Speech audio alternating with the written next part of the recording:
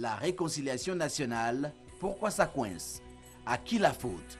Les protagonistes parlent-ils le même langage? Comment réconcilier définitivement les Ivoiriens? La réponse à ces questions essentielles, mardi 6 août à 21 h en direct sur RTI 1 avec Lassine Fofana.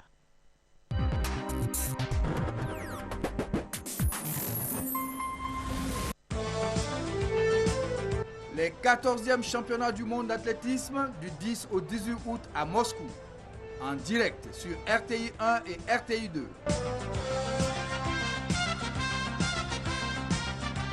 Avec beaucoup de facilité, avec beaucoup de facilité. Il n'y a rien à dire. 3 heures de duel par jour avec les dieux des stades. Usain Bolt, Justin Gatlin, Mohamed Aman, Muriel Aouré.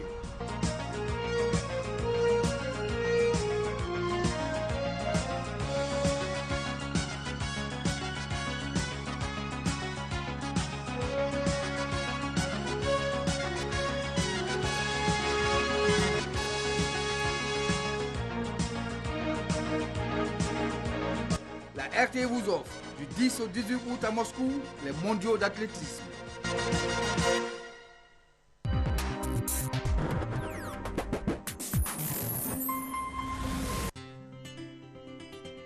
La banque de l'entrepreneur. Votre nouveau programme télé sur RTI 1.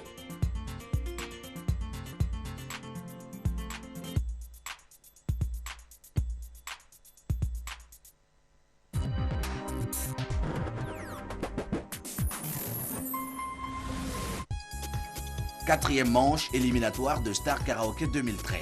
Vendredi 9 août à partir de 21 h en direct du studio B de la RTI. Sont en compétition Star numéro 1, Conan Jeunesse Mélissa.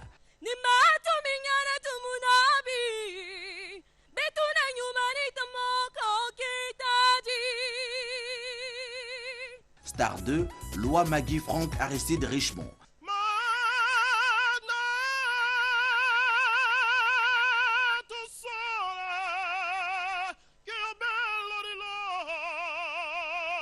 Star 3, Niaoré Meuti Junior.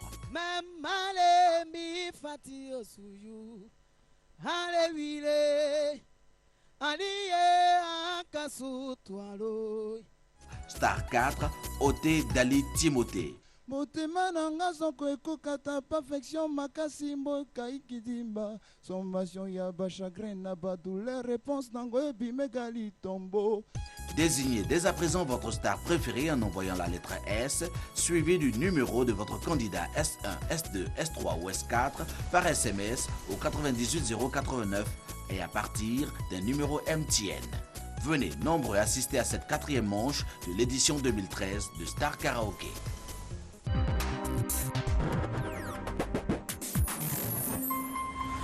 Je t'ai déjà expliqué 1000 fois, 2000 fois, 1 million de fois que depuis que je suis renvoyée de l'organisation Orelana, j'ai pas pu trouver un autre emploi mieux que celui de la nuit. Hein? M'as-tu comprise? Myrtha m'a assuré que Nora ne savait pas qui elle était. Elle n'était pas obligée de lui mentir. Alors elle vous a menti. Ne te souviens-tu pas que tu étais avec moi lorsque nous avons vu Nora sortir de l'hôtel de Morelia? Elle avait entre ses bras sa petite fille nouvellement née et Leonardo apparaissait comme le papa le plus heureux du monde.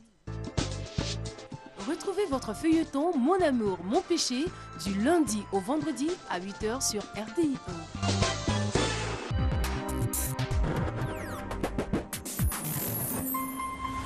1. Hier que le testament avait été changé. Alors comme ça, vous cherchez un Popeye, mais vous en voulez un grand? Allez-vous-en. C'est un torchon ce journal. Cela requiert quelqu'un avec des capacités exceptionnelles. C'est lui que je veux.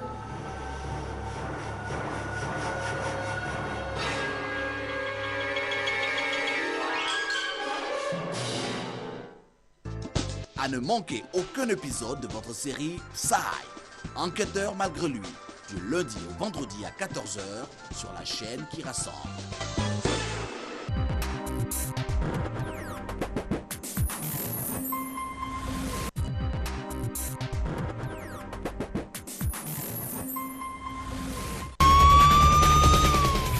Jeune des 10 communes du district d'Abidjan, tu as entre 18 et 35 ans, ce message est pour toi. Pendant ces vacances 2013, la RTI et Bulb Studio arrivent chez toi avec la première télé-réalité intercommunale de sport et d'intellect, le RAID.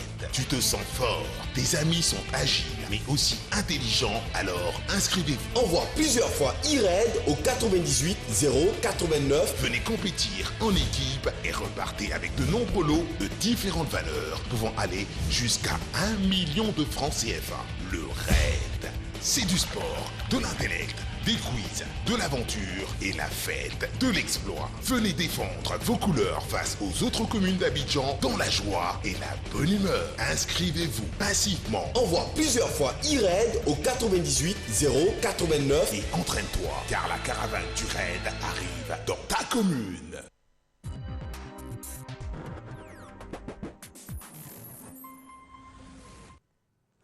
Voilà, de retour sur le plateau de Matin Bonheur. Nous profitons pour saluer Baba Cool qui normalement devait être là, mais il a une contrainte. Nous lui faisons un gros coucou. On sera ensemble durant tout le long de la semaine avec beaucoup de bonheur, bien évidemment. Notre premier invité s'est installé. Eh bien, c'est un géant de la communication. Il a fait les beaux jours de Fraternité Matin. Il a été à la tête de l'Union des journalistes francophones. Aujourd'hui, directeur général de l'ISTC.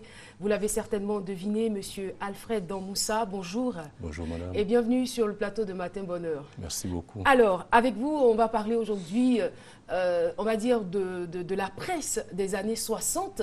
Mais avant d'entrer dans le vif du sujet, je souhaiterais savoir ce que symbolise pour vous l'indépendance, ces 53 ans de la Côte d'Ivoire. L'indépendance, c'est le fait qu'on ne dépende plus véritablement en tant que pays de quelqu'un d'autre ou de quelque institution ou de quelque pays. Quand et vous dites, qu'on prend en main. Véritablement, est-ce qu'il y a une zone d'ombre quelque part? Non, mais en fait, l'indépendance, c'est ça. Indépendance, c'est pas l'autonomie. Oui, si.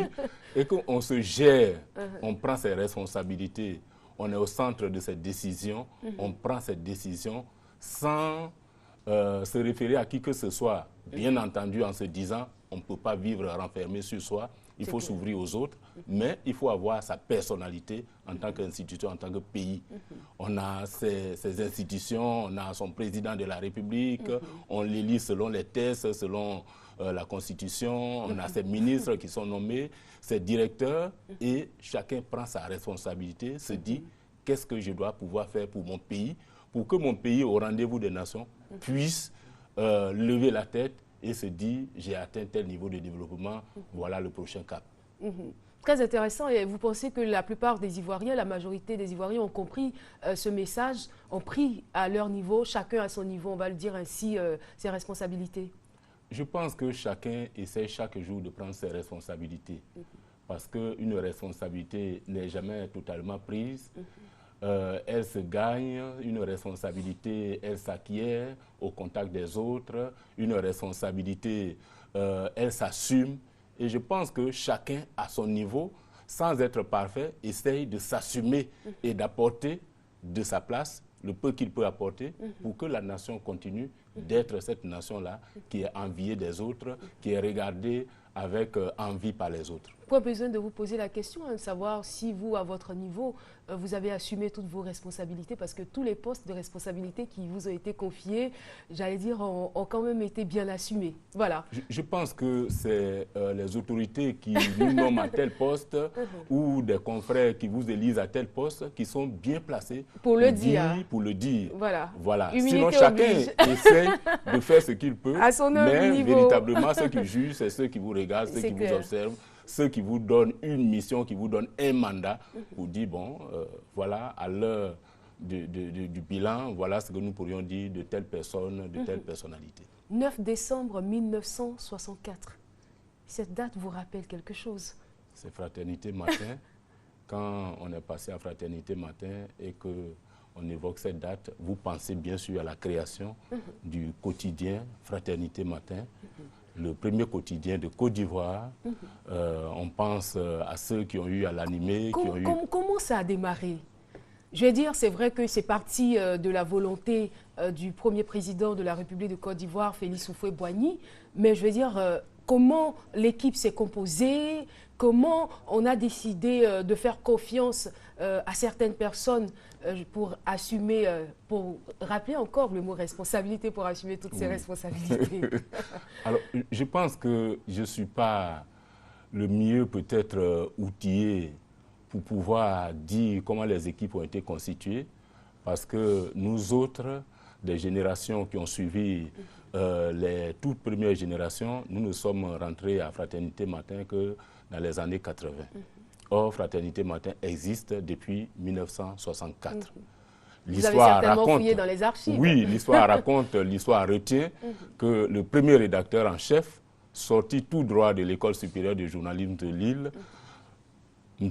Laurent Donat Fologo, qui a été pendant de nombreuses années ministre de la Communication, président d'institution, celui-là a eu cette responsabilité de gérer le quotidien Fraternité Matin, de faire sortir le quotidien de l'imprimerie tous les matins et d'avoir à se retrouver presque régulièrement en face du président de la République, le président Félix Houphouët-Boigny. C'était une lourde responsabilité. Quand vous sortez de l'école et que votre première expérience est de gérer un journal, un quotidien, le seul quotidien de la période dans une Côte d'Ivoire indépendante, nouvellement indépendante, vous imaginez ce que c'est que cette responsabilité. Et donc aujourd'hui, je pense qu'il faut saluer le président, le ministre Laurent Donat Fologo, parce que si Fraternité Matin continue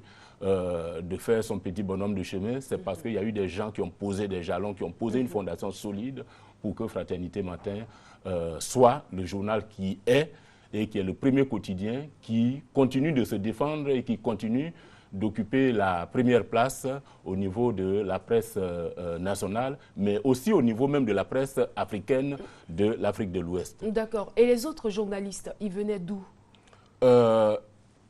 Le président Fologo, quand on parle de Fologo, on hésite entre le président Fologo, entre le ministre Fologo.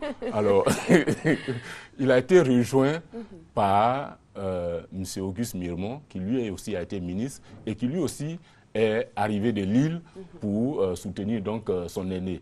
Mais il y a eu M. Gaussou Kamisoko, Marcelin Abouyan, c'est des noms qui nous viennent. Paul Kalou pour la presse sportive, Joël Yassine.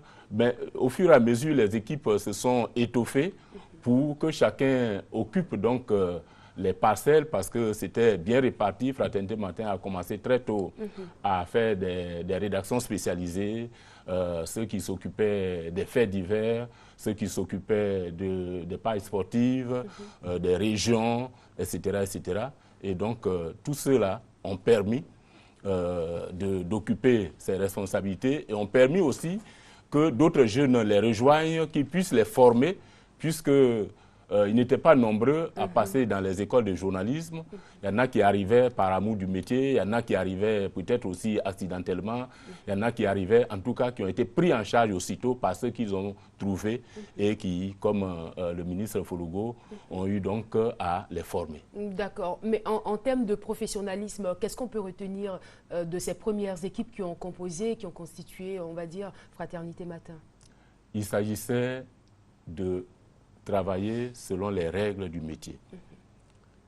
Selon vraiment les règles du métier. Je pense que durant cette période-là, c'est vrai que les instances de régulation n'existaient pas, c'est vrai que les instances d'autorégulation n'existaient pas, mais la question n'était pas la question de est-ce qu'on respecte l'éthique et la déontologie. Parce qu'ils faisaient l'effort vraiment et on ne les surprenait pas en train de faire autre chose que d'écrire selon les règles du métier, que de vérifier son information, que quelquefois même, puisque c'était en plus le seul journal qui existait, Justement. on pouvait attendre de vérifier son information sans craindre d'être dribblé le lendemain par un autre confrère. Donc, on prend le temps de vérifier son information et on n'est pas confronté à certaines difficultés à laquelle la presse d'aujourd'hui est confrontée parce qu'il y a la concurrence, il y a la compétition, on veut être sur le marché avec l'information des dernières minutes.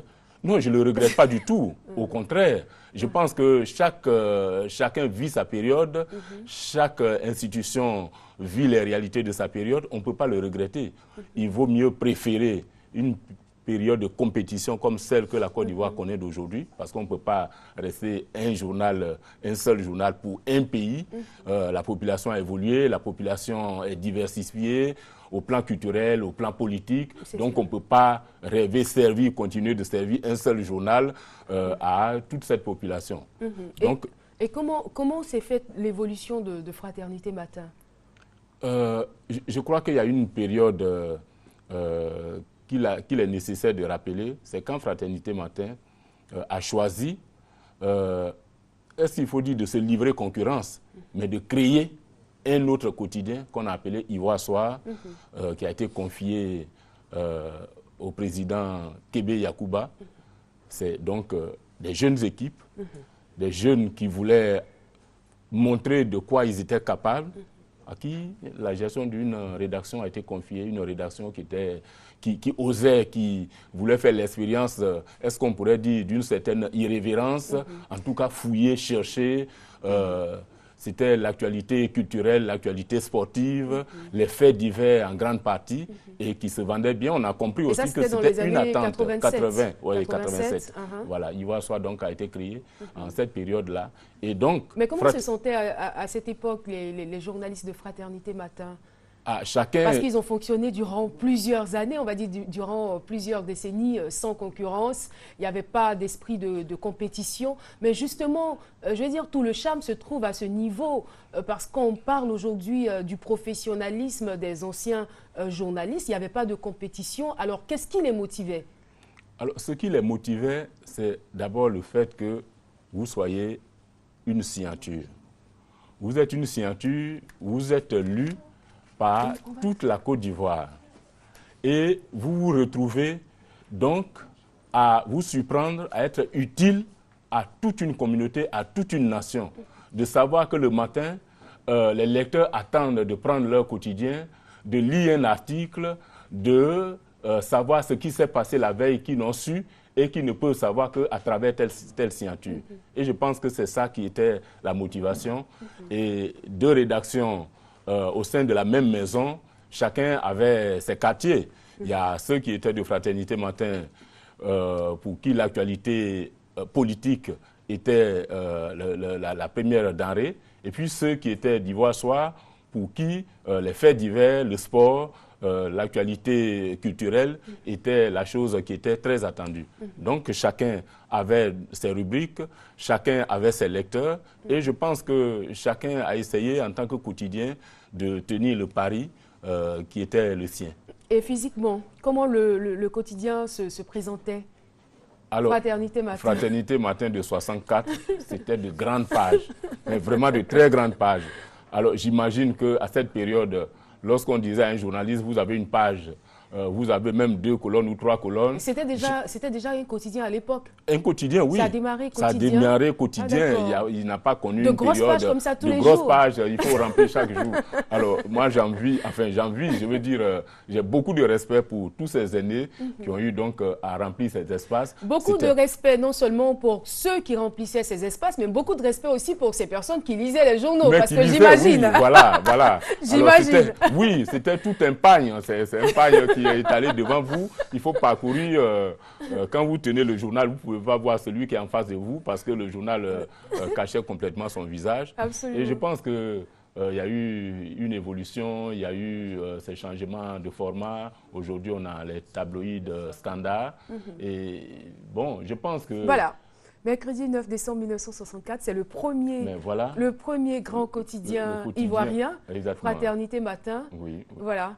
En termes de dimension, je ne sais pas, hein, je n'ai pas eu le temps non, de mesurer pour savoir combien de centimètres ça fait. On n'a pas eu le temps non plus, on n'y pense pas. On retient seulement que c'est... Il est grand. Il est grand, il est grand. On peut se draper avec. Exactement, exactement. Alors, on a remarqué dans ce quotidien que les articles n'étaient pas signés. Comment cela pouvait s'expliquer, puisqu'il y avait des personnes qui travaillaient, il y avait des équipes? Je pense que l'esprit, c'était, puisque c'était... Il s'agissait d'abord de voir beaucoup plus une équipe que des individualités. De voir beaucoup plus une équipe rédactionnelle qui se mettait en place que des signatures connues. Et il était question donc que ça démarre sous des signatures, j'allais dire, communes de toute une rédaction, plutôt que des individualités. Il fallait préparer ensuite les signatures qui disaient « Ah, tel a signé aujourd'hui un article ». Mais il est entendu que l'éditorial était toujours signé par le rédacteur en chef, qui était le ministre Fologo. Mais je pense que ça a été des évolutions, ça a été tout un processus qui a permis qu'on soit au stade où on est aujourd'hui, avec un journal qui est passé donc de ce format à un format moindre, qui est passé de premiers professionnels sortis des écoles de Lille à des journalistes qui sont formés aujourd'hui ou qui ont été formés entre-temps à Dakar et qui sont formés de plus en plus à Abidjan.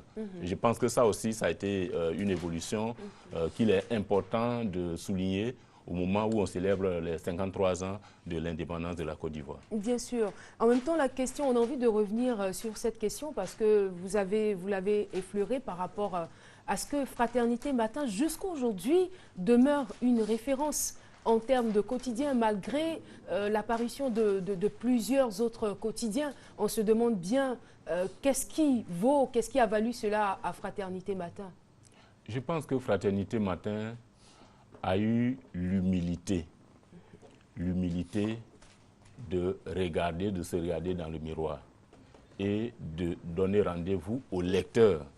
Lorsque nous sommes passés de la période de parti unique à la période du multipartisme, Fraternité Matin a multiplié des assises, a multiplié des rendez-vous avec les lecteurs pour demander ce qu'on pouvait reprocher à Fraternité Matin, qui était le journal unique que tout le monde aimait lire, que tout le monde voulait avoir. Et quand on est passé donc de la pensée appelée unique à une pensée plurielle, on a donné l'occasion aux gens de jeter un regard critique. Et quelquefois, des regards qui ont été très critiques vis-à-vis de Fraternité Matin. Des commentaires venant de personnes qu'on n'a jamais imaginé tenir des propos très durs vis-à-vis de Fraternité Matin qui ont eu à les tenir, mais Fraternité Matin. Donc c'est... On assiste là à la coupure du ruban, hein, c'est l'inauguration officielle du quotidien. Du quotidien. Et qui était le premier directeur de Fraternité Matin? Il apparaît sur cette photo ou non? Je ne le connais pas. À cette période, les ministres de la communication étaient automatiquement directeurs généraux de Fraternité Matin pendant de nombreuses années. Bon, bien entendu, il y a eu des directeurs adjoints, mais le ministre de la Communication, jusqu'aux années 90, le ministre de la Communication était automatiquement directeur général de Fraternité Matin. Vous imaginez votre ministre qui est directeur général du quotidien, c'était toute une responsabilité, le mot revient, et qu'il fallait donc assumer. Donc le ministre Alexis Thierry Lébé, c'est lui qui était ministre de la Communication au moment où Fraternité Matin se créait. Bien entendu, la création d'un quotidien comme celui-là a été préparée par ses prédécesseurs. Il y avait Amadou Bokoum qui, lui, était ministre de l'Information avant l'indépendance. Il y a eu le ministre Mathieu Ekra, il y a eu Amadou Thiam, il y a eu Loa Diomandé. Ce sont ceux-là qui ont précédé Alexis Thierry Lébé, bien entendu, qui ont apporté leur touche aux préparatifs qui ont conduit à la création du quotidien Fraternité Matin. D'accord, nous sommes pratiquement au terme de notre entretien. Que retenir de cet entretien? Les mots responsabilité sont venus. On a entendu responsabilité, professionnalisme. Je pense que un échange comme celui-là ne peut pas permettre d'évoquer toutes les mémoires, tous les noms, les grands noms qui ont fait de Fraternité Matin ce qu'il est aujourd'hui. Je voudrais saluer les personnes dont les noms me sont venus à l'esprit, saluer tous ceux que je ne pouvais pas citer, que je n'ai pas pu citer, saluer en tout cas tous les pionniers qui ont pu donc donner l'occasion à la Côte d'Ivoire d'avoir son quotidien au moment où la Côte d'Ivoire sortait donc de la période de dépendance à la période de l'indépendance.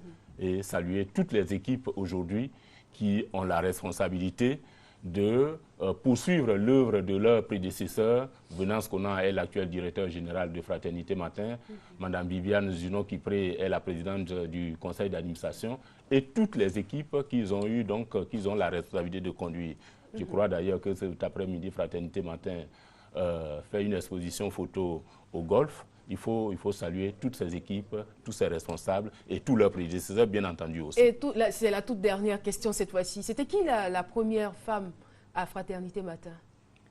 Première femme, c'est une question difficile. Quelqu'un dans le studio peut nous donner le nom de la première femme à Fraternité Matin? La première femme journaliste, c'est ça? Oui.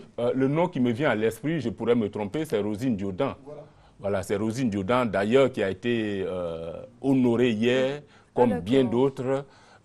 Nous avons été une vingtaine de personnes à avoir été honorées hier par le ministre de la Communication, Maître Afoussiata Bamba Lamine, qui a voulu donc, bien entendu, soutenu par le président de la République, le Premier ministre, qui a voulu saluer. On a l'impression que ces valeurs-là ne sont pas suffisamment promues. Je veux dire que quand on parle de la culture, on revient très souvent sur les artistes chanteurs particulièrement qui ont marqué les années 60, mais on ne parle pas très souvent de ces valeurs. Je pense que ça pourrait quand même aider les jeunes générations que nous sommes. Bien entendu. Par rapport à tout ce que nous voyons aujourd'hui au niveau de la presse écrite, je crois qu'il serait vraiment intéressant de faire suffisamment la promotion de ces grands hommes, même partis de ce monde. Exactement, exactement. Et le ministre de la Communication, Maître Afoussiata Bamba Lamine, l'a compris qu'il y a quelques mois,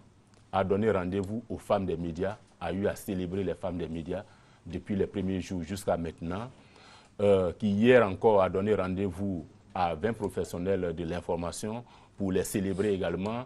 Je crois que 2 d'entre eux ce matin sont au palais de la présidence, Kébé Yakouba, Rosine Diodan, pour représenter tous ces professionnels de l'information. Et ce matin, ils seront honorés donc par le président de la République.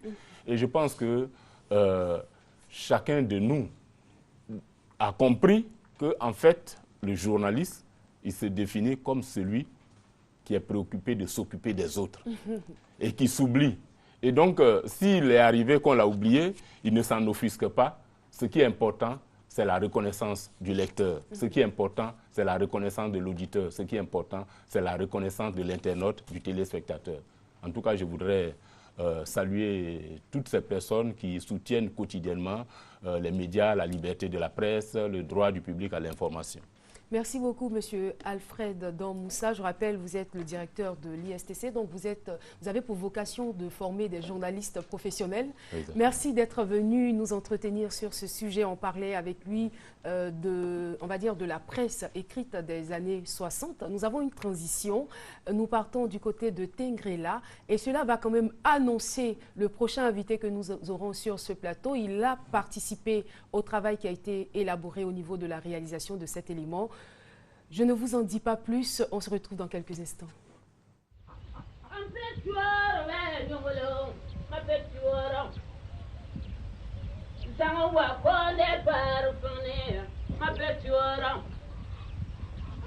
Ali Konde tape maman ma petit ora Pape waka on a perdu quoi na pape bi wanani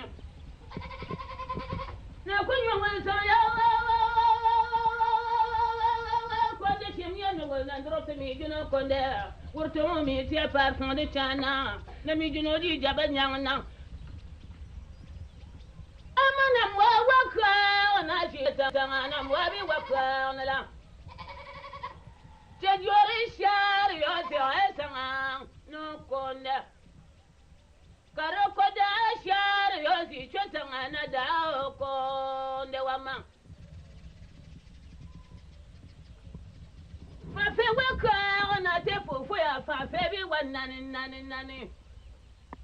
C'est à l'âge de 10 ans qu'avec ses camarades de filles, elle commence à chanter à Papara, son village natal dans la région de Tengrela. Plus tard, après avoir acquis de l'expérience auprès de sa mère, Zélé Koné prendra la relève de cette dernière. C'est à partir de 1968 qu'investie de tous les pouvoirs par le chef de canton de Papara, qu'elle suivra les cultivateurs au champ afin d'activer leur travail et aussi conduire les morts à leur dernière demeure. Depuis plus de 10 ans, Zélé Koné ou encore Zélé de Papara, qui a eu 11 enfants, tous décédés, est considérée comme l'une des meilleures chanteuses traditionnelles de notre pays. Aussi, lui fait-on appel à l'occasion de toutes les cérémonies officielles, tant à Tengrela, son village natal, que dans le pays.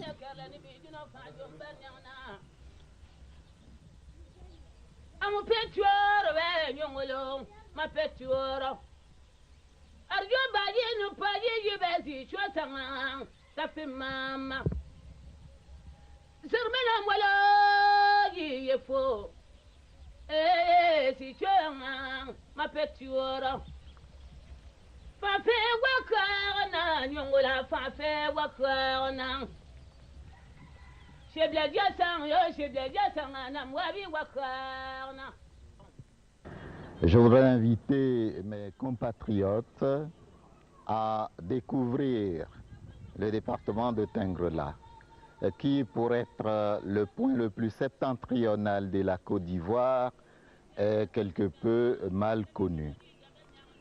Le département de Tengrela forme une enclave dans le territoire malien. Il est situé à peu près à 860 km d'Abidjan, mais je précise que les réseaux routiers qui relient ce département au reste de la Côte d'Ivoire est en parfait état.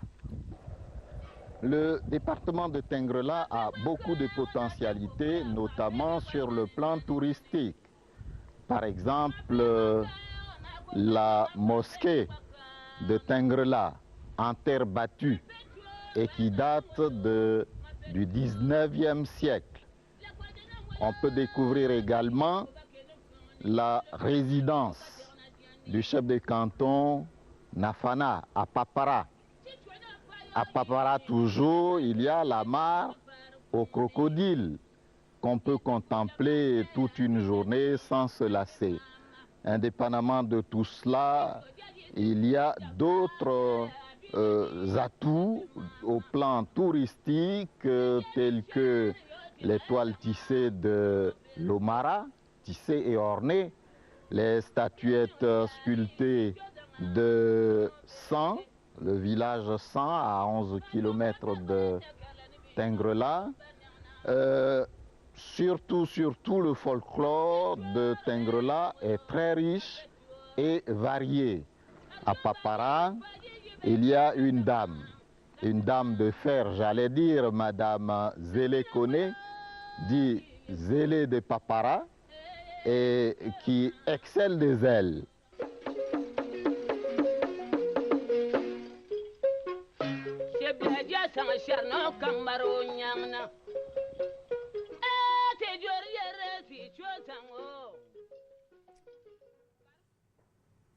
Voilà, de retour sur le plateau de Matin Bonheur. Nous étions à Tengrela, c'était des images d'archives, et bien réalisées par M. Cissé Mohamed Lamine, qui est sur ce plateau, qui est donc l'invité de la matinale. Bonjour, directeur. Alors, je rappelle, vous êtes producteur télé et vous avez participé à cet élément. On a vu Zélé de Papara pour les jeunes générations que nous sommes, nous ne l'avons pas connu, mais on peut le dire, hein, c'est une voix pleine d'émotion. Oui, oui, oui. Une voix pleine d'émotion, j'allais dire un artiste complet qui s'est inspiré pas du folklore, qui s'est inspiré de la culture de sa région et qui savait transmettre. Et quand on a voulu enregistrer cette dame hors de son village, elle a dit non. c'est ici que je suis. Je m'appelle Zélé de Papara. Si vous devez m'enregistrer, vous m'enregistrez à Papara. Voilà, et c'est ce que vous venez de voir. En tout cas, on a été très émus. Oui, et on vous a senti aussi ému sur le plateau. Oui, je suis ému parce que cette émission, nous l'avons conçue, j'allais dire, on est allé d'abord repérer à Tengrela. Et on a trouvé cette distance tellement longue. Francis Aka, qui fait le commentateur. C'était la première sortie de Francis Aka. Je crois que ça s'est passé en 87 ou 88. Et la distance était tellement longue que nous sommes allés en car. Vous imaginez d'Abidjan à Tengrela en car, avec tout ce que cela comporte comme péripéties, les arrêts, des gens qui veulent descendre pour aller faire ceci, qui veulent manger. Vous avez fait combien d'heures? Ouf, Abidjan, Tengrela, il faut compter. Nous, non, demandez-moi plutôt combien de jours. Parce qu'on est rentré le lendemain, énervé, stressé. Et quand on a découvert Tengrela, une belle cité, automatiquement. Déjà, on valait la chandelle. Oui. Et puis surtout ce que nous avons rapporté comme élément culturel. Parce qu'il faut dire que le documentaire, pour moi, c'était ma raison d'être à la télévision. C'était pas votre premier documentaire? Non. Oui, j'avais eu beaucoup de documentaires avant, mais vraiment, Tengrela, j'ai été marqué par Tengrela parce qu'à Tengrela, nous avons fait de la docu-fiction. Si ce documentaire allait un peu plus loin, vous aurez vu l'animateur transformé en paysan. À un moment donné, il était sur un cheval, non, sur un âne. D'accord. Après, il avait un tracteur, il avait... On aura certainement l'occasion de voir ce documentaire là-dessus. Alors, l'aventure de la télé, étant donné qu'on parle de la télévision des années 60, comment ça démarre ici? Ben, j'allais dire que les pionniers... Vous n'allez pas me dire, c'est vrai, je sais, là, vous n'étiez pas là. Parce que la télévision a démarré le 7 août 1963. Mais avant cela, il y avait le service des armées qui était dirigé par un blanc, Lucien Laroudé, qui faisait une captation de tous les événements qui marquaient notre pays. Et c'était sur un support film 16 mm, vous voyez au cinéma, le truc qui tournait. Donc la télévision, véritablement, j'allais dire la télévision moderne a démarré ici le 7 août 1963. Voilà. Et c'est en 1966 que l'inauguration... Oui, de la maison où nous sommes a été faite. Sinon, la télévision a démarré le 7 août 1963. Elle se trouvait au plateau, vous voyez, là où la cathédrale. Il y avait un bâtiment, il y avait un quart de reportage qui servait de régie. Il y avait 2 paraboles de fortune jusqu'à pour arroser Abidjan et ses alentours. On faisait quoi, 10 kilowatts. C'était pas fait quoi pour aller très loin. Mais il fallait démarrer. Parce que moi, je pense que le chef de l'État, le président Félix Houphouët-Boigny, avait compris que cet instrument était important pour le développement de la Côte d'Ivoire indépendante. Absolument. Voilà, donc la télévision devait faire partie, j'allais dire, de tous ces sillons-là pour la Côte d'Ivoire, qui allait développer la Côte d'Ivoire. Il fallait informer. Et on s'est donné un triptyque. Informer, éduquer, on disait avant, distraire. Mais nous, on a changé, on a mis divertir. Parce que distraire et divertir, il y a une nuance. Donc, il fallait informer, éduquer et divertir. Voilà le rôle qui avait été assigné à l'époque à la télévision nationale. Et à l'époque, c'était 5h30 d'émissions par d'émissions semaine. Juste, oui, mais parce il ne fallait pas aller au-delà parce qu'il n'y avait pas assez de monde. C'est ça. Le matériel n'était pas celui qu'on a aujourd'hui, numérisé et tout ça, vous comprenez. Et on émettait par relais, par, j'allais dire, parabole, par tout ce que vous voulez, par, j'allais dire, émetteur. Donc, ce n'était pas facile. Il fallait supporter le poids de ce que coûtait la télévision, parce qu'à l'époque, elle coûtait cher. Tous les États n'avaient pas la télévision, de sorte que quand vous regardez, nous sommes une télévision ancienne en Afrique, surtout dans la sous-région. D'accord. Alors, quelle a été la réaction, on va dire, de la population? Je ne sais pas si vous avez eu des retours. Oui, bien sûr. Je n'ai même pas eu de retour. Quand ça a démarré, j'étais là, en 63.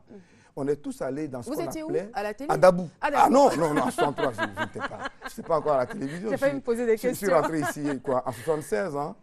2 ans avant, j'étais stagiaire. Bon, il faut dire qu'on est tous allés dans ce qu'on appelait les halls d'information. Il y avait des halls d'information. L'État avait fait bâtir des endroits où il y avait un poste téléviseur. Il fallait aller très tôt pour se faire de la place. Rares étaient ceux qui avaient un poste téléviseur.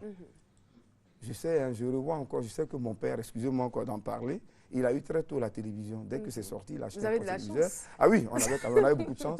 Alors, il fallait être ami à la famille pour entrer. Il fallait être ami à nous pour qu'on vous donne un petit espace. Et on est tous allés. Et il y a même des gens qui s'arrêtaient très loin pour regarder la télévision parce que c'était du jamais vu. On voyait un individu. Et il y a même des gens qui se demandaient est-ce que ce qu'on voyait n'était pas à l'intérieur de l'appareil. Non, c'est nouveau. Bon, c'est... Bon, pas qu'on soit gaou comme on dit les enfants. Mais en fait... vous étiez certainement encore très jeune, mais c'était quoi la réaction? Est-ce que vous n'aviez pas l'impression que les personnes qui étaient dans ce petit appareil pouvaient vous parler et que vous aussi, vous pourriez les parler à cette époque? Bien sûr, c'était ça. Moi, je pense que c'est pour ça qu'on a appelé ça la magie de la télévision. Quand à l'époque, on regardait la télévision, on était omnibulé, on était porté, crispé, cristallisé devant l'image qu'on voyait. Et on se disait, cette personne qui est là nous parle. Et nous voit. Nous voit, oui, effectivement, nous voit. Nous voit. Je vous affirme qu'il y a des gens, même quand on faisait ce qu'on appelait des plans rapprochés, il y a des gens qui se retiraient de peur. Non, honnêtement, ne riez pas. Ça veut dire que c'était un instrument nouveau, une découverte. Et puis, il faut dire que quand même, je disais tout à l'heure, la magie de la télévision. Comment est-ce que quelqu'un pouvait vous parler à travers un petit box? Mais ça démarre quand même, ça demeure, je veux dire, de la magie pour les tout petits, pour des enfants. Parce que je me souviens, un enfant de 7 ans me demandait une fois, Tante Caroline, pourquoi quand je te salue, quand tu es à la télé, je te salue, tu ne réponds pas? Et puis lui-même, il répond, ah, c'est parce que tu causes avec les gens. Ah, mais voilà, c'est ça. Ça m'a fait vraiment marrer, j'ai compris. C'est un instrument puissant, il faut dire, la télévision. Tout à fait. Aujourd'hui, on voit la télévision comme le plus puissant médium des médias. Dites Caroline, si vous dites quelque chose à quelqu'un, excusez-moi, si vous insultez quelqu'un dans un journal, à la radio, je ne sais pas... la même injure, quand vous la transposez à la télévision, ça n'a pas le même effet. Parce que la télévision est perçue, bien sûr, comme le plus puissant médium des médias. Ça, il faut retenir. Nos formateurs nous ont dit, vous pouvez tout oublier, mais retenez que la télévision est le plus puissant médium des médias. C'est une arme. Est-ce que vous vous souvenez des premières personnes que vous avez vues à l'antenne, à la télévision? Le premier visage, je l'appelle Tanti, c'est Tanti Fatou Sidibé. Un 7 août 1963. C'est le premier visage qui est... Ah, mais voilà. Et voici ce premier visage, Fatou Sidibé. Voilà. Elle était speakerine. C'est dommage, aujourd'hui, il n'y a plus de speakerine. À l'époque, la speakerine était la vitrine. C'est elle qui ouvrait l'antenne. Vous voyez? C'était donc, il fallait être belle. Bien sûr. C'est-à-dire que c'est elle qui vendait les programmes. Vous voyez? À l'époque, on venait annoncer. Avec le temps, la photo, c'est un tout petit peu on est aujourd'hui tel jour, vous aurez à telle heure, telle émission, à telle heure le journal, à telle heure tel film, à telle heure une émission de cuisine, une émission pour enfants. Vraiment, c'est elle qui venait annoncer les programmes de la télévision. Donc, c'est ce visage-là qu'on a découvert le 7 août 1963 pour la première fois. Et c'est vraiment ça qui a jeté les bases de la télévision. C'est-à-dire, on a vu cette dame et tout le monde voulait savoir qui c'était, qu'est-ce qu'elle allait nous apporter, qu'est-ce qu'elle allait nous dire. Et puis voilà comment est-ce que la télévision est partie. D'accord. Vous remarquez quand même que nous avons pratiquement la même coiffure. Ah oui, c'est vrai. C'est vrai. C'était la coiffure de l'époque. C'est ce qu'on appelait afro. Hein. Pratiquement le même style, pratiquement la même coiffure. Merci, Judith. Mais aujourd'hui, nous n'avons plus de speakerine. Vous savez, la télévision a beaucoup évolué. Aujourd'hui, il n'y a plus de speakerine. On vous fait une bande, on vous fait un tableau, on vous fait tout ce que vous voulez. Mais il n'y a plus de speakerine. D'accord. Voilà. En dehors de Fatou Sidibé, on a d'autres grands noms de la télé? Des grands noms. Ah, mais voici, bon, pendant qu'on y est, vous voyez Francis Saka. Voilà. Et le paysan Francis Saka. Il fallait faire quoi, de la docu-fiction à l'époque, vous voyez. Et ça, aujourd'hui, quand je regarde ça, ça me donne beaucoup de frissons parce que je me dis, on a quand même travaillé. Il fallait se mettre dans la peau de quelqu'un de la région. Et ainsi pouvoir assurer les arrières de leurs enfants. Nous avons donc profité, nous aussi, de la... Mais la télévision a beaucoup évolué. Beaucoup évolué parce que quand on a travaillé sur du matériel qui n'est pas aujourd'hui... ce matériel, j'allais dire, moderne que nous avons numérisé et tout ça. Et bon, moi, je pense que la télévision a beaucoup évolué. Parce qu'à l'époque, on travaillait sur un support 16 mm. Il fallait venir développer. Il fallait venir développer ce film. Il fallait Il fallait monter, il fallait étalonner, il fallait vraiment, je veux dire, il y avait beaucoup de choses à faire. Mais c'était quoi l'ambiance à l'époque? On va dire, on évolue, on rentre dans les années 76, lorsque vous faites vous intégrez l'équipe. Vous savez, la télévision, on l'appelle la chaîne. C'est-à-dire, c'est des maillons qui se mettent ensemble pour aboutir à un résultat. À l'époque, ben, c'était ça, c'était atmosphère, ambiance, bon enfant. Il fallait... Est-ce que vous avez l'impression que cette ambiance bon enfant, là, on la retrouve aujourd'hui? Vraiment, elle ne s'est pas dégradée avec le temps? Mais beaucoup de facteurs, quand même, ont fait que cette ambiance s'est dégradée. D'abord, des facteurs environnementaux, des facteurs politiques, des facteurs... Ce n'est plus la même chose. Et avec aussi peut-être l'avènement des nouvelles technologies. Voilà, c'est ça, beaucoup de choses. Je veux dire qu'avant, on était pratiquement obligé d'aller voir l'autre pour avoir des informations, de se côtoyer. Aujourd'hui, on devient un peu individuel sur les bords parce qu'on a accès facilement à l'information. Oui, peut-être. Vous savez, aujourd'hui, je vais vous donner un petit exemple. Avant, on allait dans des bouquins pour chercher l'information ou s'instruire de quelque chose. Aujourd'hui, vous tapez sur un clavier, vous avez votre ordinateur. Le monde est à votre portée. Le monde s'ouvre. Donc j'allais dire que ce n'est plus la même chose. L'environnement, les conditions. Bon, c'est autre chose. Parce que la télévision, avant, on se disait il fallait se mettre ensemble pour faire la télévision. Aujourd'hui, bon, elle se fait un peu de manière individuelle. Hein. Quelqu'un peut se lever, il prend une caméra, là-dessus, il a tous les éléments qu'il faut pour faire la télévision. Ah, là, on découvre le premier directeur de la télévision. De la télé, M. Christophe Nobou. Christophe Nobou, premier directeur. Bon, de la télévision, voilà. D'accord. À l'époque, ça veut dire que les directeurs, ça n'a pas commencé sur nous. Hein. Il y avait déjà des directeurs à cette époque. Il y avait déjà des directeurs. Oui. Alors, ça, c'est l'inauguration de la RTI. Voilà, ça, c'est l'inauguration de la RTI. Le 4 août 1966. Oui, ça, je retrouve une équipe... Fulgence Cassis, Francis Aka, Georges Abouké. Et le quatrième A.M. Taki. Ah, d'accord. Ah, d'accord. Ils travaillent aux impôts. Vous voyez, c'est des images. C'est formidable, des images. Mais ça, c'est beaucoup plus mais après. Ils avaient quand même un style particulier. Regarde le profil voilà, de Fulgence Cassis. Et vous savez, ça, c'est... Annie Camon. Annie Camon. Elle a été speakerine. Elle a été speakerine comme l'attentif Fatou Sidibé qui est passé tout à l'heure. Elle était aussi speakerine ici. Et comme je disais, c'était les speakerines qui ouvraient l'antenne. Hein. La première image, juste après l'hymne national, c'est la speakerine qu'on voyait pour annoncer le programme du jour. Ah oui, Joseph Diomandé. Ça, vraiment, tonton Joseph Diomandé. Ça, c'est une grande figure. Marqué d'une empreinte. C'est une grande figure. C'est pour ça que je disais, de 63, c'est eux les précurseurs. Si vous voulez, c'est eux les précurseurs. Oui, Madame Daniel Boni, Claverie, il y a eu des grands noms. Joseph Diomandé, il y a eu vraiment, un peu plus après, Georges Taï Benson. Ça, nous l'appelons le boss.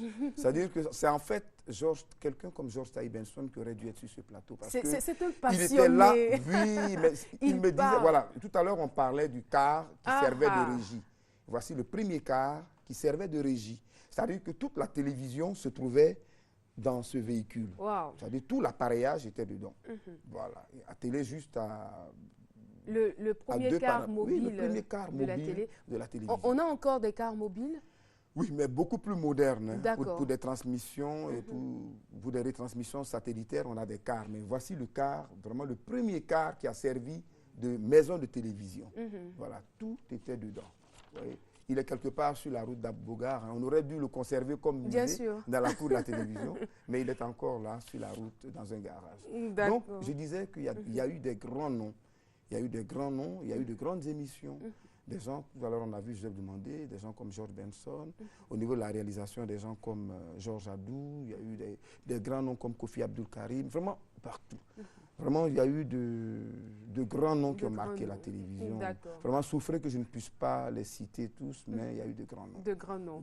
Et on retient... J'ai marqué rapidement, comme ça, au niveau des speakerines, on a eu des gens comme Ami Diarra, on a eu Léonie Niali, vous avez connu Tanti Léo. Tanti Léo. Bon, on a eu Annie Camon, qu'on a vu tout à l'heure, on a eu Mariam Sao. Vraiment, il y a eu de grands noms. Au niveau des monteurs, il y a eu Tanti Antoinette Aoulou. Madame Serge Pakomaoulou, c'était grande monteuse. Ensuite, elle est passée à l'animation. C'est elle qui faisait l'émission pour enfants qui s'appelait Calbas. À l'époque, donc, vraiment, il y a eu des émissions de cuisine avec Tante Sally. C'est-à-dire la télévision, tout ce que vous avez comme programme aujourd'hui a pris ses racines dès 63. Hein. Oui, on savait déjà ce qu'il fallait. Et Télé pour tous a commencé parce que moi j'ai vu... Télé pour tous, même, c'est longtemps après. C'est longtemps après. Sinon, avant, comme j'ai dit, il y avait Calbas, il y avait Télécote pour que les gens apprennent à bien se comporter au volant. Et dans les écoles aussi? Oui. Dans les écoles, il y avait de grandes émissions interquartiers. Et puis, bon, longtemps après, il y a eu de grandes émissions. Voilà, ça c'est l'inauguration. Voilà, l'inauguration. Avec sa belle épouse. Sa belle épouse, vous voyez, non. Donc, vous voyez. C'était super. Voilà, donc, vous voyez, ça c'était l'inauguration de la maison de la télévision. Voilà, le 7 août 63. Ça dit là où nous sommes. Voilà. Vous voyez. Et ça, c'est des images extraordinaires. C'est pour ça qu'à l'époque, on avait créé avec Eugène Kakou une émission qui s'appelait Télémémoire, la télévision de la mémoire. Et c'est le blanc qui est juste à côté, auprès du directeur, c'est lui qui a conduit les travaux, les équipements, et il s'est occupé de la formation des premiers agents à l'Ocora, à Paris, en France. C'est l'Ocora qui formait les premiers agents à la télévision. Et on avait une peinture blanche au niveau de la télé, c'était tout blanc? Oui, c'est ça, oui, bien sûr. Et ça a changé après. On avait le logo qui était un éléphant, tout rond, vous voyez. Le chef de l'État, à la fin de la cérémonie, a signé le livre d'or. J'aimerais bien savoir où se trouve ce livre d'or. Donc, il visite les différents locaux. Et c'est vraiment ça. Mais il faut dire que la maison a beaucoup évolué. Beaucoup évolué. Oui, voilà. Oui. Et vous voyez, à l'occasion, ça c'est... L'inauguration s'est faite en 1966. Hein. Et le monsieur qui était à la clarinette s'appelle Jean-Baptiste, je crois, Yahou. C'est lui qui avait chanté le 6e sillon. Soyez bénis, grand ou fouet boigny, les jeunes gens de Côte d'Ivoire vous remercient. Donc, à l'époque, on a profité de 66, qui était un grand tournant, voilà, pour inaugurer la télévision. Merci, merci beaucoup, monsieur le directeur, monsieur Cissé Mohamed Lamine. Je rappelle, vous êtes directeur des fictions et documentaires à la RTI et producteur télé. Merci d'être venu sur le plateau de Matin Bonheur. C'était très intéressant, très enrichissant. On vous souhaite de passer une agréable journée. Et puis demain, on va célébrer les 50 ans de la télé. Ah oui, c'est vrai. C'est vrai que ça se prépare, mais déjà demain, il faut retenir que la Côte d'Ivoire a 53 ans, mais la télé a 50 ans. Ça se fête. Merci encore d'être venu. On vous accompagne avec cette transition avant de recevoir notre prochain invité sur ce plateau.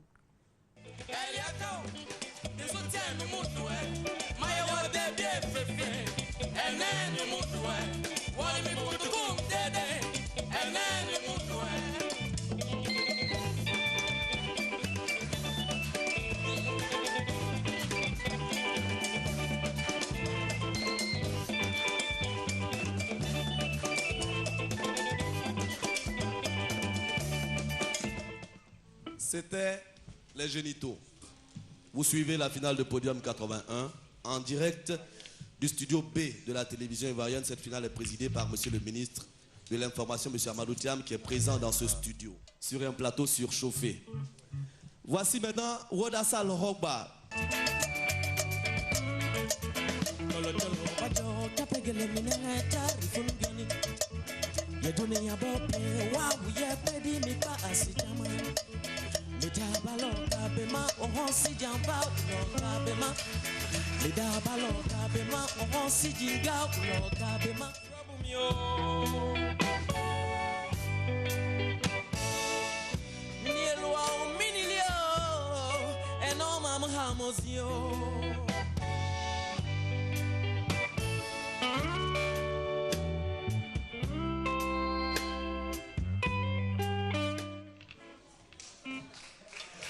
Merci.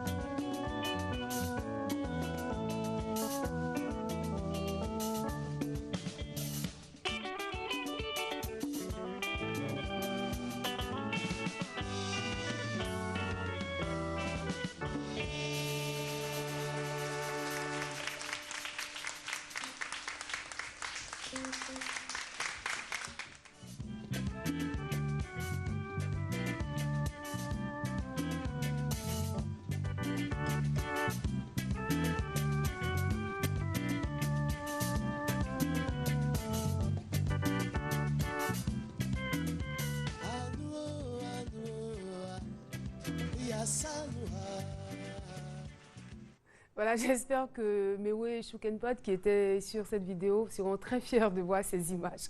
Alors, nous avons un autre invité sur ce plateau, Monsieur Alfred Nongo Yao. Bonjour. Alors, vous êtes sur ce plateau pour nous parler, on va dire, de concours d'entrée dans les établissements scolaires professionnels. C'est ça.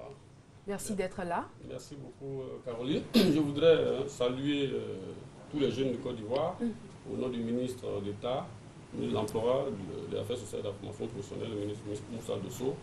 Je voudrais aussi saluer les jeunes au nom de mon directeur des examens et concours, M. Akafou Absi. C'est ça. Nous sommes là depuis quelques jours.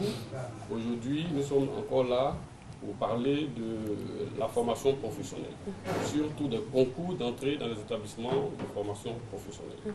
Pour concours adressés aux jeunes Ivoiriens qui ont envie de se former pour être utiles à la société ivoirienne. On a dit qu'il y avait plusieurs domaines. Exactement, il y a plusieurs domaines où il y a beaucoup de filières que nous avons dans nos établissements. Il y a les certificats d'aptitude professionnelle, il y a le brevet de technicien qu'on appelle BT, il y a le BTS. Voilà, nous savons que ce qui est bien connu en Côte d'Ivoire dans le milieu de la formation, c'est le BEPC, le BAC, le BTS, ainsi de suite. Mais il faut dire qu'il existe, et cela depuis bien longtemps, par les soins de l'État de Côte d'Ivoire, d'autres circuits de formation de la jeunesse. Voilà, et pour préparer donc des diplômes qui donnent un savoir-faire intéressant à la jeunesse. Et c'est pour ça que nous sommes là. Les inscriptions à ce concours-là ont commencé, ça fait un bout de temps. Nous les arrêtons le 16 août. Donc nous sommes venus lancer un appel vibrant à tous les jeunes pour que nombreux puissent s'inscrire. Et on rappelle le critère requis, c'est avoir au moins le niveau 5e. Au moins le niveau 5e pour s'orienter dans les filières CAP. Au moins le niveau 3e pour s'orienter dans les filières de brevet de technicien. Et puis avec le niveau bac ou le bac même pour faire le BTS. Et puis il faut être âgé de 15 ans au moins et de 27 ans au plus. D'accord. Voilà, et être ivoirien. Tout à fait. Voilà un peu les D'accord, donc les inscriptions se poursuivent, on va rappeler jusqu'à quelle date? Jusqu'au 16 août, c'est-à-dire le vendredi de l'autre semaine. C'est vrai qu'il y a quelques jours fériés cette semaine, mais on sera disponible pour recevoir tous les candidats. Donc nous sommes venus encore lancer cet appel. Il faut dire qu'à Abidjan, nous avons des centres d'inscription ouverts dans toutes les communes. D'accord, on vous retrouvera dans quelques instants. Juste une petite transition pour vous présenter les sports de la RTI. On revient. Merci.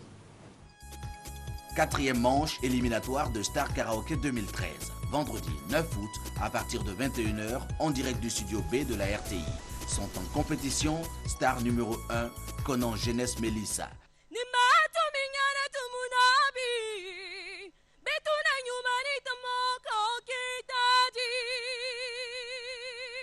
Star 2, Loi Magui Franck Aristide Richemont.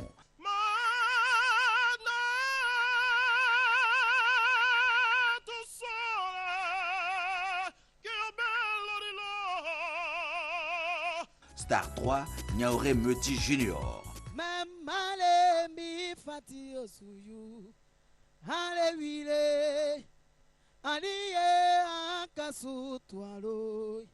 Star 4, Oté Dali Timothée.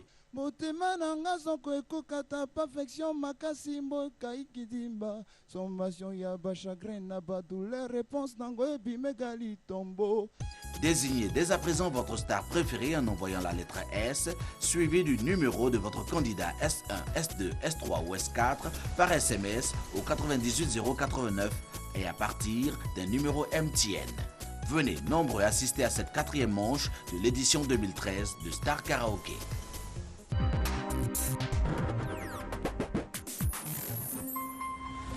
Voilà, de retour sur le plateau de Matin Bonheur. Je rappelle que nous sommes en compagnie de M. Nongo Yao. Avec lui, nous parlerons de concours d'entrée dans les établissements scolaires professionnels, bien sûr. Nous avons été interrompus par les spots, à juste titre. En tout cas, je crois que ça a dû rendre service aux téléspectateurs que je voudrais en tout cas remercier. Je voudrais remercier et saluer. J'étais donc en train de parler des centres d'inscription que nous avons ouverts à travers toute la Côte d'Ivoire. Il y en a 10 à Abidjan et dans toutes les grandes villes de Côte d'Ivoire.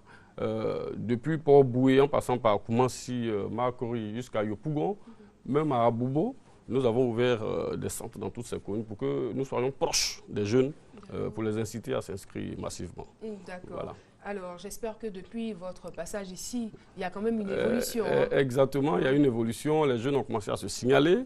Je voudrais profiter pour saluer, au nom de notre ministère, la RTI, qui nous a permis donc d'atteindre les jeunes là où ils se trouvent pour qu'ils puissent venir s'inscrire à nos concours. D'accord, important quand même de rappeler la date limite d'inscription. La date limite, c'est pour le 16 août, je précise, le 16 août, le vendredi, la semaine prochaine. Jusqu'à 18h, voilà, on peut continuer de recevoir les gens le 16 août jusqu'à 18h. Et les premières compositions? Le 30 août et le 31 août. D'accord. Je précise que les sujets ne sont pas difficiles, c'est très abordable les sujets.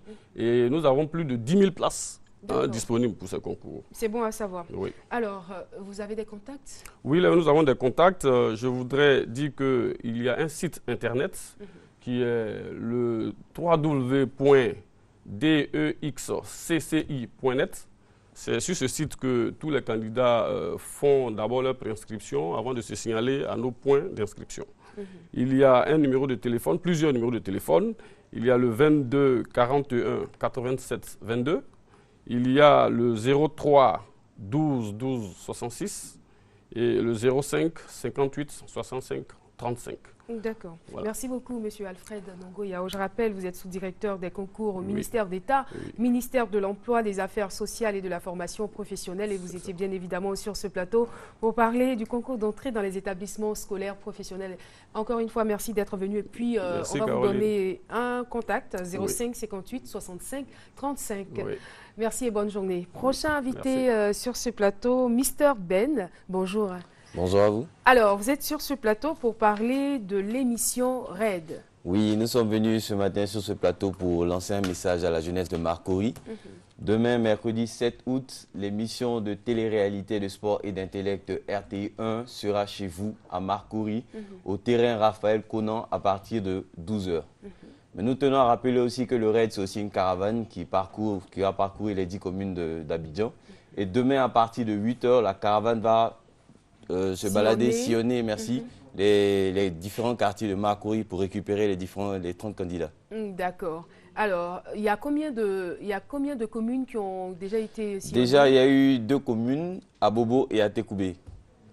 Deux communes visitées, on va dire Abobo et Atekoubé. Atekoubé, d'accord. Demain, nous serons à Marcory. À Marcory, voilà. D'accord. Est-ce qu'on peut revenir un peu sur le principe du jeu? D'accord, le principe du jeu, c'est 3 épreuves, 30 traders. Et parmi ces 3 épreuves, normalement, l'objectif, c'est de totaliser le maximum de points pour pouvoir remporter la présélection de sa commune, pour pouvoir représenter sa commune à la demi-finale. Et qu'est-ce qu'il y a à la clé? À la clé, il y a un super lot. 3 millions de francs CFA. Un quad. Pardon? En ces temps qui courent? En ces temps qui courent, oui. Et pour assurer une bonne entrée à toutes ces familles, n'est-ce pas, qui auront permis à leurs fils et filles de participer à l'émission Le Raid. Il y a aussi des motos à gagner et différents lots de nos différents partenaires. Et comment on s'inscrit?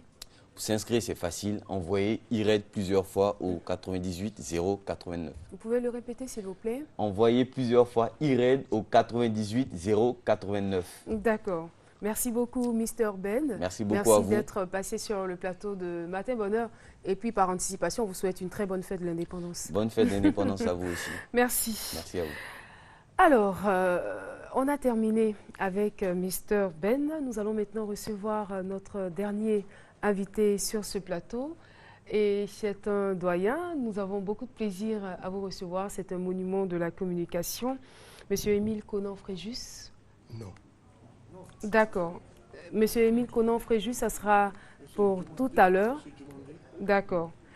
Monsieur Émile Conan-Fréjus, ça sera pour tout à l'heure, peut-être. Mais nous avons sur le plateau Monsieur Diomandé. Bonjour.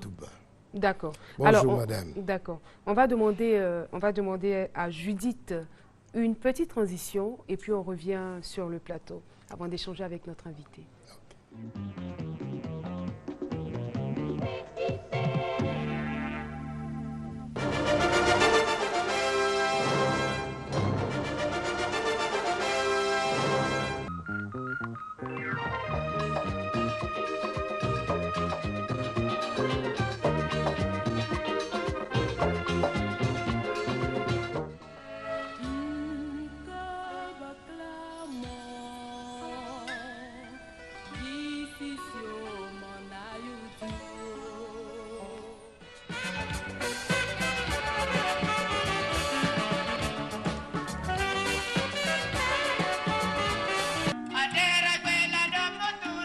Monsieur.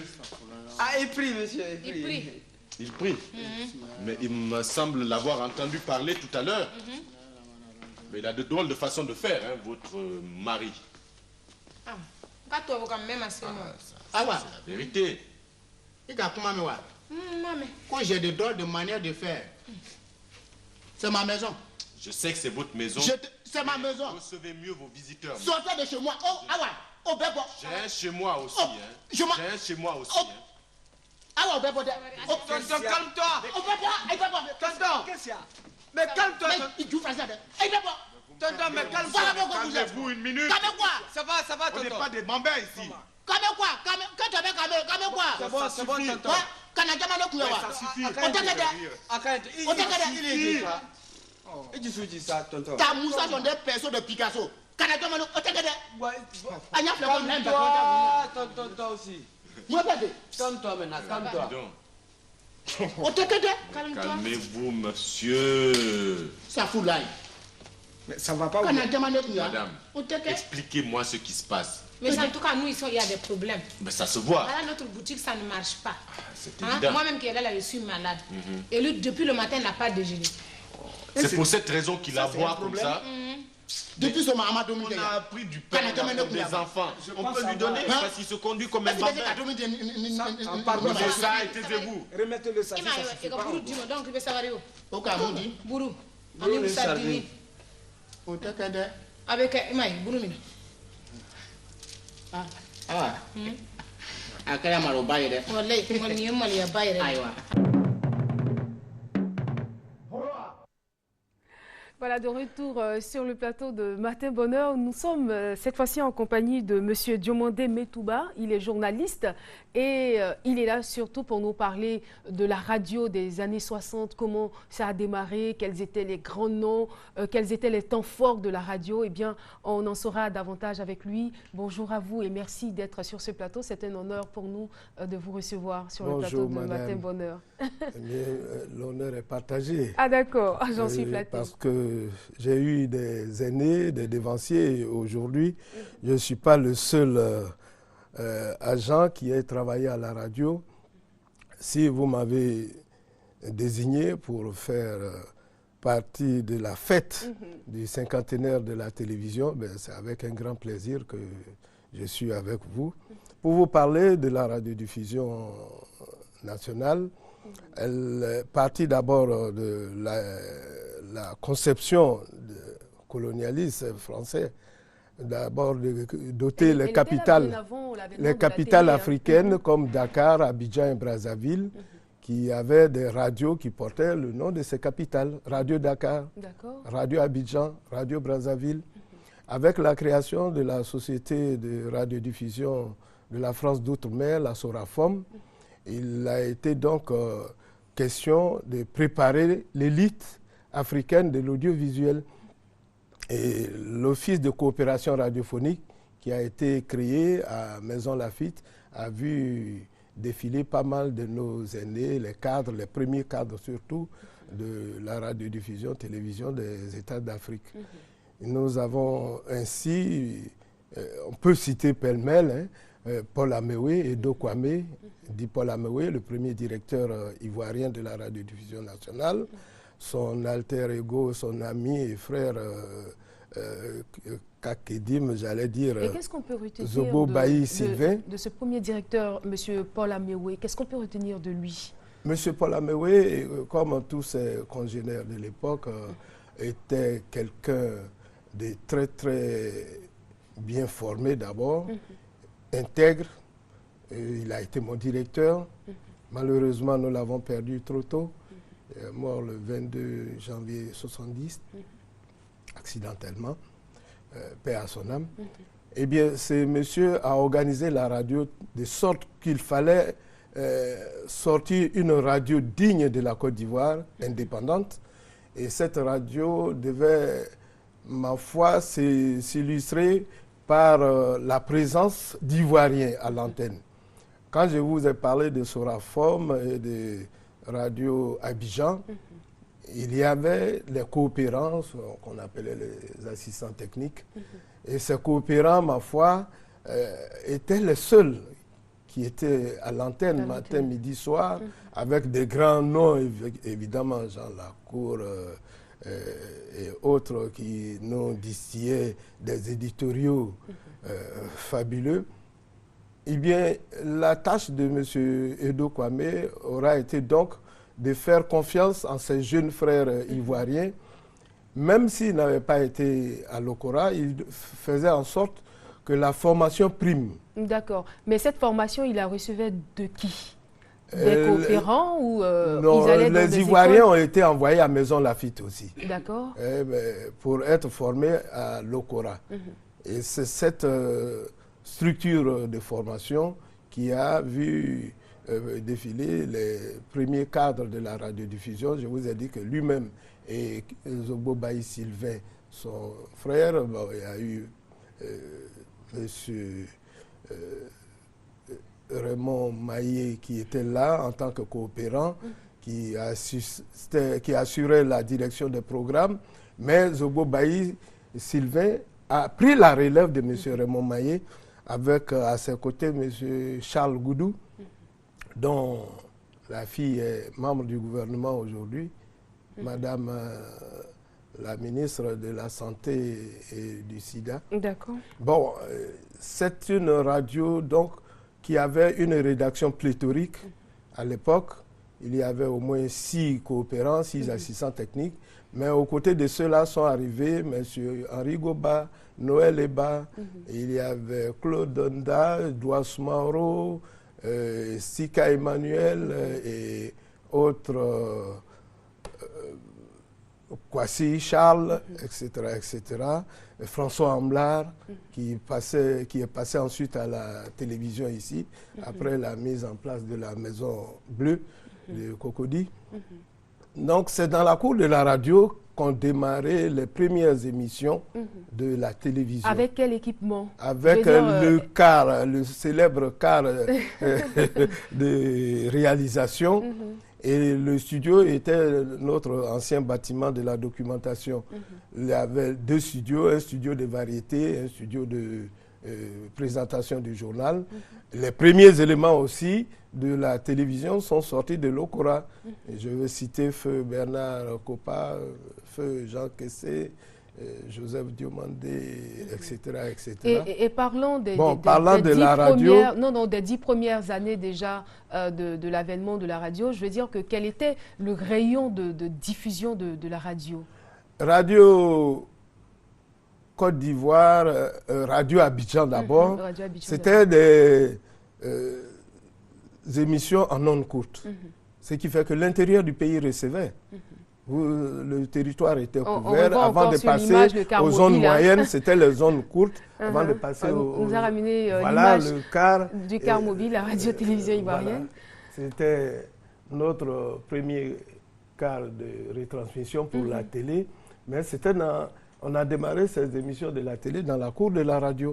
Puisque moi, comme je vous le disais, nous faisions les émissions sport à l'antenne de la radio et ensuite on passait au studio de la télévision automatiquement à partir de 20h30 pour assurer l'émission sport télé. Mais qu'est-ce qui vous a véritablement marqué à cette époque, que vous n'allez jamais oublier? Ce que nous pouvons retenir de cette époque, c'est la capacité des frères ivoiriens et de nos sœurs. Bonjour à Clémentine Tikida au passage, un coucou à certains aînés. J'ai cité M. Henri Goba tout à l'heure, Noël Eba et autres, qui sont encore en vie, mais beaucoup sont partis. Clémentine Tikida et autres, je leur dis bonjour au passage. Kone Ibrahim et Mamadou Berté. Mais c'était, avec Bata Djessi Bertin, c'était le courage. C'est ce qui m'a marqué. Il fallait remplacer les coopérants. Donc nous avions un défi à relever. C'est cela. Et ce défi, il a été agréablement, puisque nous avons pu tenir l'antenne après le départ du dernier coopérant. Merci beaucoup, Monsieur Diomandé Metouba. Beaucoup de choses à dire, en tout cas. C'est vraiment la portion congrue qu'on nous accorde. Et vraiment, je me sens frustré. Parce que pour parler de la radiodiffusion, vous avez bien raison. Il y a pas mal de choses à dire. Beaucoup de choses, en tout cas. C'est toute une vie qui a précédé la télévision, la naissance de la télévision en 1963. D'accord. Et ma foi, qu'on ne nous accorde que 5 minutes ou 10 minutes. On va rectifier le tir, ne vous inquiétez pas, avec bien sûr la sagacité de la réalisatrice Judith Assou. Je souhaite bien, madame. Je rappelle que vous avez été un grand reporter sportif, grand journaliste. Merci d'être venu, monsieur Domondé Metouba. Oui. Merci à vous, chers téléspectateurs, d'avoir suivi ce numéro de Matin Bonheur. On se retrouvera demain sur le coup de 6 h du matin. Merci aussi à toute l'équipe technique et à vous, téléspectateurs, de nous avoir suivis. On vous souhaite de passer une agréable journée sur les chaînes de la RTI, précisément de RTI 1. Demain, c'est la célébration de l'indépendance de la Côte d'Ivoire. Nous vous invitons à rester connectés sur la chaîne qui rassemble. Au revoir et agréable journée à vous.